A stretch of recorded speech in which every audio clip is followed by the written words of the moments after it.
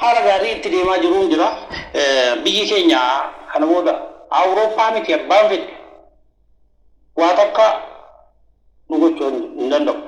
Har'a wanti sodaattee Awurooppaa fi Ameerikaa olii gadi takka deeggarsa nu erguudha, takka maaksii nu erguudha, takka akkas ta'uudha. Biyyi tun garuu nu jajjeetti asiin mootummaan morman asiin deeggarsa nu isaan deeggarsa keessa waan biraa galchuudha.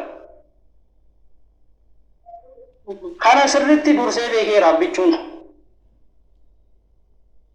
Kayyoo maqaa bichuu kana itti dhoomu mataan bu'aafatoo jiraate mataan haadhoo. Kan mataan bu'aafatu baay'eetu jiraachuu danda'a. Hin jira haadhoo.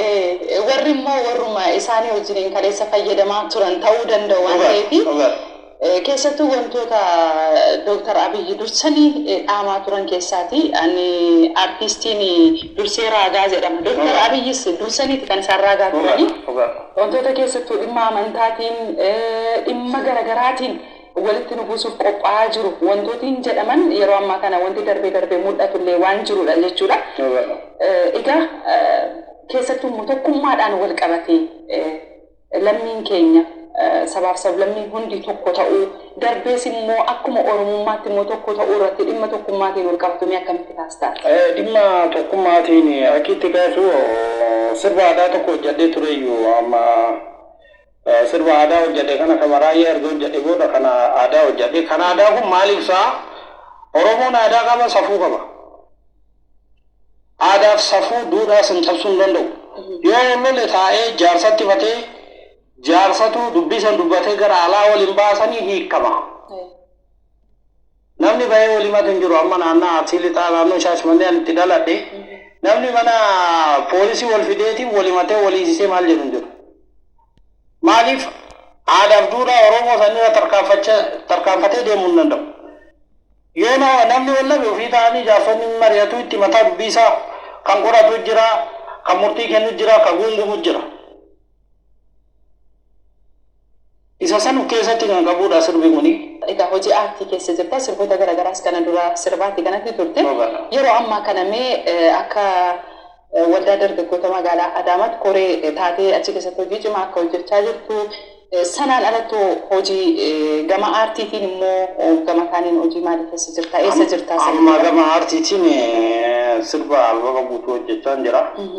Sirba aadaa duudhaa Oromoo kan boo'ichaa sun taane kan boo'ichaa aadaa duudhaa Oromoo qabu. Oduu danda'amee ispoonsarri argamee aadaa duudhaa Oromiyaa keessa jiru hunda Jimmaan jira, Boranni jira, Harargeen jira, Arsiin jira, Baale jira. Kana hunda oduu danda'amee humna dhabuu fi ispoonsarri argamee ni hojjanna jennee yaadna. Amma sirba torbarra ga'een jira. Albama jechuudha. Albama hojjetu sirba torbarra jira. Waan gaggaarii itti asiin nageenya magaalaa keenyas diinota loo'ee seenuudhaaf deemus karaan itti dargaggoota waliin itti hojjetaa jiru jira. Garaan ammoo hojii ati argitu kanneen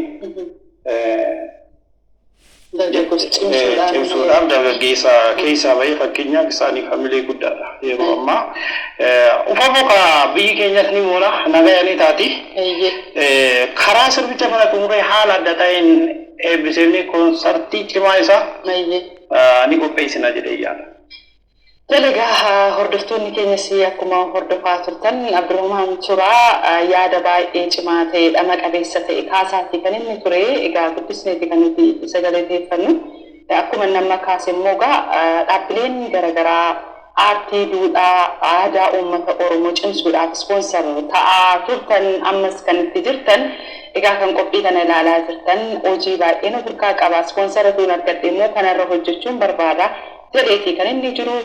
Isallee argattanii deeggaruu ni dandeessu deeggaraanii kan jedhudha nutis kan dabarsinu gama kaaniin immoo biyya keenya ijaaruudhaaf biyya keenya cinaa dhaabbachuudhaaf eenyutu maali isa jedhu qe'ee keenyarraa kaasne wal beekaa deemuun illee barbaachisaadha kan jedhudha kan nuti kaasnu maaliif isa fagoo ituu ilaalluutu qe'ee keessaa waan nutti ka'a. Kanaaf qe'ee keenya keessa eenyutu maali isa jedhu adda baafachaa deemuun illee barbaachisaa akka ta'edha.